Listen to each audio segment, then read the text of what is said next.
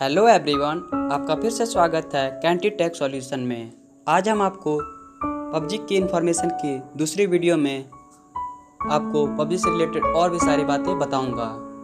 तो सबसे पहले बात करते हैं पबजी रॉयल पास क्या है। तो चलिए स्टार्ट करते हैं। पबजी रॉयल पास खास पबजी मोबाइल प्लेयर के लिए है। PUBG mobile royale pass free और PUBG mobile royale pass elite और इलाइट प्लस ऐसे 3 रॉयल पास मौजूद हैं। पबजी मोबाइल रॉयल पास में खिलाड़ियों को अलग अलग मैचेस में अलग अलग मिशन पूरे करने होते हैं। इसके बदले में प्लेयर को अलग अलग स्किन्स, डांस मूव्स और ढेर सारे इनाम दिए जाते हैं। PUBG mobile royale pass free में PUBG mobile royale pass elite और PUBG mobile royale pass elite plus के मुकाबले कम मिशन और इनाम होते हैं। PUBG mobile royale pass elite की कीमत 600 यूसी तो PUBG mobile royale pass elite plus की कीमत 2700 यूसी है। पबजी मोबाइल रॉयल पास में 100 लेवल्स होती हैं। प्लेयर को 9 हफ्तों में 100 लेवल तक पहुंचना होता है। पबजी मोबाइल रॉयल पास केवल 9 हफ्तों के लिए वैध होता है, जिसे एक सीजन कहा जाता है। सीजन खत्म होने के बाद प्लेयर को फिर से पबजी मोबाइल रॉयल पास खरीदना होता है और फिर से लेवल 1 से शुरू करनी होती है। अब बात करते हैं पबजी सर्वाइवर पास क्या है। पबजी सर्वाइवर पास कंप्यूटर और कंसोल के लिए होता है। हालांकि पबजी सर्वाइवर पास में एक सीजन 10 हफ्तों का होता है। पबजी सर्वाइवर पास में फ्री और पेड वर्जन है। अब इसके थोड़े मैप के बारे में बात करते हैं और पबजी गेम कैसे खेलते हैं इसके बारे में बात करते हैं। तो पहला, पबजी क्लासिक मोड कैसे खेलें। क्लासिक मोड में आपको 4 मैप मिलती हैं। पहला इरेंगल, दूसरा मिरामर, तीसरा सनहॉक, चौथा वीकेंडे। तो बात करते हैं इरेंगल मैप की। इरेंगल मैप हरियाली भरा मैप है। इस मैप में ज़्यादातर हिस्सा हरियाली से भरा है। इस मैप में कई सारी नदियाँ, पेड़ और समुद्र भी है और ये सबसे लोकप्रिय गेम है। दूसरा मिरामर, यह मैप एक रेगिस्तानी मैप है। और तीसरा सनहॉक। सनहॉक भी एक हरियाली भरा मैप है। इस मैप को इरेंगल का अगला वर्जन भी कहा जा सकता है। इस मैप में कई पेड़ पौधे, नदियाँ, तालाब मौजूद हैं। इस मैप में घुटने जितनी ऊंची हरी घास होती है, जिससे छिपकर आप अपने दुश्मन पर छिपकर हमला कर सकते हैं। चौथी मैप जो है वो वीकेंडी मैप है। यह मैप एक बर्फीला इलाका है जिसमें चारों तरफ बर्फ होती है।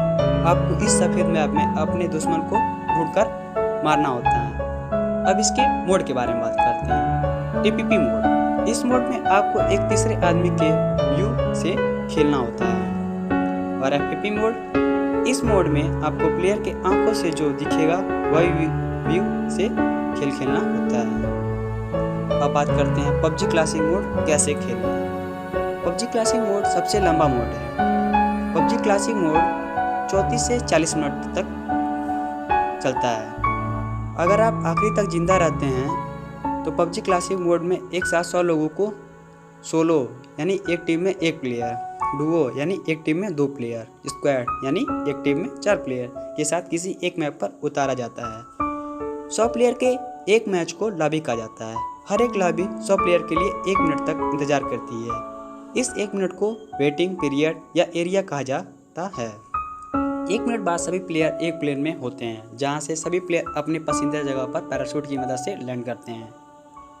लैंड करने के बाद हर एक प्लेयर को आजू बाजू के बिल्डिंग से हथियार ढूंढने होते हैं। इन हथियारों की मदद से प्लेयर अपने दुश्मनों पर टूट पड़ते हैं।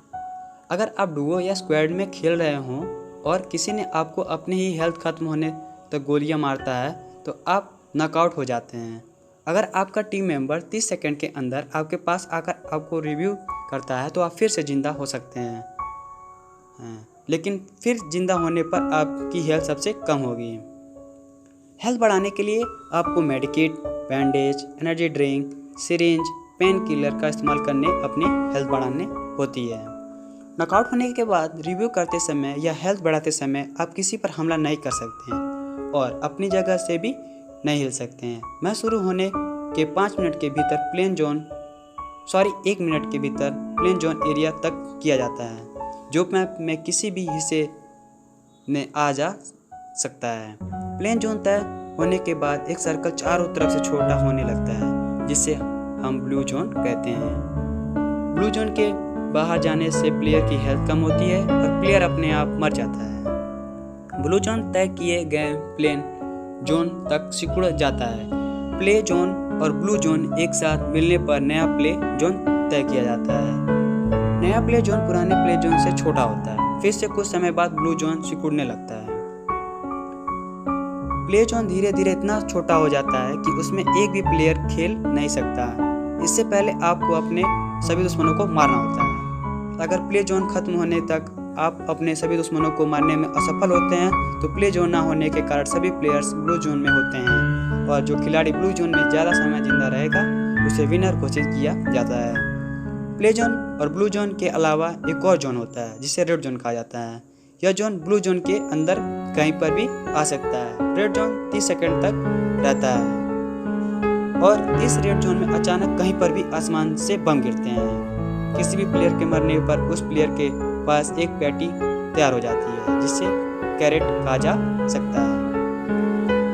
उस प्लेयर के पास जो भी हथियार और इक्विपमेंट होते हैं वो आपको इस कैरेट में मिल जाते हैं। गेम में किसी भी समय पर अलग अलग जगहों पर प्लेन द्वारा ड्रॉप गिरा जाते हैं। ड्रॉप में कई सारे हथियार और बाकी इक्विपमेंट होते हैं जो पूरी गेम में बाकी कहीं और नहीं मिलते हैं। तो इस तरह आपको मैंने इन्फॉर्मेशन दी पबजी के बारे में। अगली वीडियो में कुछ और भी बातें करेंगे पबजी के बारे में। तो अगर ये वीडियो आपको अच्छी लगी तो उसे लाइक करिए, शेयर करिए और हमारे चैनल को सब्सक्राइब करिए और अगली वीडियो देखना ना भूलें। तो आज के लिए इतना ही दोस्तों, थैंक यू।